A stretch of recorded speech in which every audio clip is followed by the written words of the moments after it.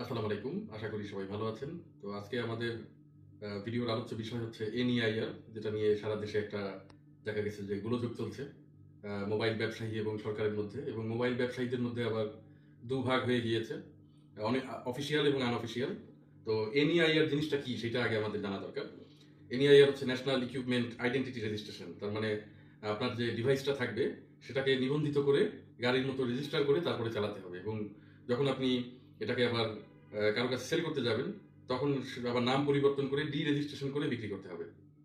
এখন এই এনইআইএর আইআর যেটা আছে সেটার সুবিধা এবং সেটার ভালো দিকও আছে, খারাপ দিক নাই বললেই চলে। খারাপ দিক একটাই যে ট্যাক্সের মাত্রাটা অনেক বেশি, আর আনঅফিসিয়াল মোবাইল সেটাও যে খুব একটা প্রযোজ্য না সে বিষয়েও কিছু আলোচনা করতে চাই।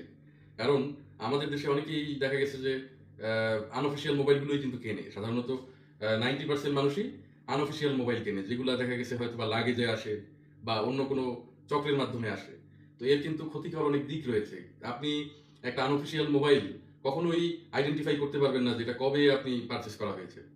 এটা 4 মাস ব্যবহার করেও যদি ইনটেক করে আপনার কাছে বিক্রি করে আপনি টের পাবেন না, তাদের কোনো লায়াবিলিটি নেই। আবার ক্লোন মোবাইল রয়েছে কিছু, যে একই আইএমইআই দিয়ে শুনলাম যে প্রায় 50 লাখের মতো মোবাইল আনা হয়েছে। এখন এই মোবাইলগুলো বিটিআরসি যে বলেছে 16 তারিখের আগে স্বয়ংক্রিয়ভাবে অফিসিয়াল আনঅফিসিয়াল সবগুলোকেই রেজিস্টার করে দেওয়া হবে, অফিসিয়ালের খাতায় বা সরকারি খাতায় নাম লেখানো হবে। এখন এই ক্লোন মোবাইলগুলো কি করবে কে জানে, আপনার আমার মোবাইলটাও তো ক্লোন মোবাইল হতে পারে, যে একই আইএমইআই দিয়ে অনেকগুলো ডিভাইস, তখন কারটা রেজিস্টার করবে, আপনারটা আমারটা নাকি 50 লাখ সবারই একই একই একই আইডি একই আইএমইআই। আর অফিসিয়াল মোবাইলের ক্ষেত্রে বলবো যে সেগুলো ভালো, কিন্তু সেগুলো তো খুব কোয়ালিটিফুল না।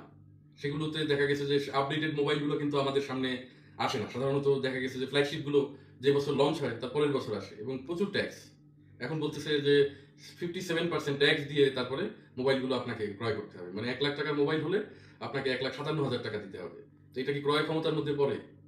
অলরেডি গাড়ি বা অন্যান্য লাক্সারি গুড কেনার ক্ষেত্রে আমরা দেখেছি যে এরকম 100, 110%, 120% ট্যাক্সও দিতে হয়। তো আমাদের ক্রয় ক্ষমতার মধ্যে, সাধ্যের মধ্যে তো জিনিসটা রাখতে হবে। একটা সামান্য হ্যান্ডসেট সেটা কিনতে যাই যদি 57% ট্যাক্স দেওয়া লাগে, যে লোকটা 20,000 টাকার মোবাইল কিনবে তাকে তো সেক্ষেত্রে দেখবেন যে অলমোস্ট আরো 10-11 হাজার টাকা বেশি দিতে হবে। তো সরকার রাজস্ব নেই, কিন্তু একটা পরিমিত মাত্রায় নেই। আবার যে উদ্যোগটা নিয়েছে যে এনইআইআর পদ্ধতিতে রেজিস্টার করে সেটগুলো বিক্রি করতে হবে, এটাকে আমরা সাধুবাদ জানাচ্ছি। কারণ এই আনঅফিসিয়াল যে বাজার, এটা খুবই আনস্টেবল একটা বাজার। এখানে দেখা গেছে যে অসাধু ব্যবসায়ীর কোনো অভাব নেই। আপনি মোবাইল কিনবেন, কোনো লায়াবিলিটি নেই তাদের। তারা বলে দেয় যে প্রথম 10 দিন হচ্ছে সব কম্পোনেন্টের দেখা গেছে ওয়ারেন্টি থাকবে, কিন্তু স্ক্রিনের থাকবে না। স্ক্রিনটা 10 দিনের মধ্যে নষ্ট হলে আপনার কিন্তু হাতে হাড়ি ভাঙার মতো অবস্থা। আবার কোনো কোনো জায়গায় এক্সট্রা টাকা দিয়ে তারপরে হচ্ছে আপনার রিপ্লেসমেন্ট ওয়ারেন্টি গ্যারান্টি নিতে হয়, এক্সট্রা 7%, 8% এরকম দিতে হয়। তো এই বাজারটা আসলে সঠিক বাজার না। আবার আনঅফিসিয়াল বাজারের আরো সবচেয়ে বড় সমস্যা হচ্ছে রিফারবিশড মোবাইল। বাইরে থেকে বিভিন্ন মোবাইল যেগুলো বিদেশে বহুদিন চলছে, সেগুলোর আইএমইআই পর্যন্ত চেঞ্জ করে চোরাই মোবাইলগুলো এনে আমাদের হাতে ধরায় দেয়। এরকম বহুত ব্যবসায়ী আছে। আর আন্দোলন করতেছে, আমরা সেটা নিয়ে খুবই খুশি, আন্দোলন করতেছে, কিন্তু এত মানে এমন ভাবে গলাবাজি করার কিছু নাই যে খুব ভালো কাজ তারা করছে। এতদিন আমরা কিনছি আনঅফিসিয়াল মোবাইল, ঠিক আছে, কিন্তু আমরা ঠকছিও মোবাইল কিনে। 35-40 হাজার টাকা আমার ভিডিওতে আপনি দেখতে পাবেন, অনারের একটা ডিভাইস আছে, কিনেছিলাম X9B। 35 হাজার টাকাই আমার জলে চলে গেছে, আমার ওই মোবাইলের এখন আর কোনো কাজই নেই। মোবাইলটা মানে 35 হাজার টাকাটাই আমার জলে গেছে। স্ক্রিন বদলাবো, আবার যদি ওখানে গ্রিন লাইন আসে, তো তাদের তো কোনো লায়াবিলিটি নেই। তারা যে এমন না যে অর্ধেক দামে মোবাইল আমাকে দিয়ে দিয়েছে, হয়তো বা কিছু কমে দিচ্ছে, যেহেতু ইম্পোর্ট করছে ট্যাক্স ভ্যাট লাগে নাই, সেজন্য কমে দিতে পারছে। তারপর আপনি দেখবেন যে ইউরোপের অনেক দেশে বা থাইল্যান্ড, মালয়েশিয়াতে গেলেও আইফোনের দাম আমাদের দেশ থেকে বেশি। কেন বেশি? কারণ আমাদের দেশে অথেন্টিক মোবাইল আসে কিনা তা নিয়ে আমার সন্দেহ আছে। ওই যে বললাম ক্লোন মোবাইল, আর একটা হচ্ছে শুধু ক্লোন না, মোবাইলের নাকি ইদানিং শুনলাম যে গ্রেডও আছে, বিভিন্ন গ্রেডের ডিভাইস থাকে। ইভেন ওই যে বাইরের দেশে অনেকে ক্রেডিট কার্ড দিয়ে ইএমআই দিয়ে কেনে মোবাইল, পুরো টাকা শোধ করে না, ওই মোবাইলগুলো আমাদের দেশে ঢুকাই দেয় অনেক সময়। আপনি বাইরের দেশে নিয়ে যাবেন, আপনার মোবাইল ব্লক হয়ে যাবে, ব্ল্যাক লিস্টেড হয়ে যাবে, আপনি ব্যবহার করতে পারবেন না। তো এরকম বিভিন্ন ধরনের সমস্যা আছে। তো যে উদ্যোগটা নেওয়া হয়েছে সেটা সরকারকে আমরা সাধুবাদ জানাই, কিন্তু এই যে ভ্যাট ট্যাক্স যেটা আছে সেটা কমাই দেন।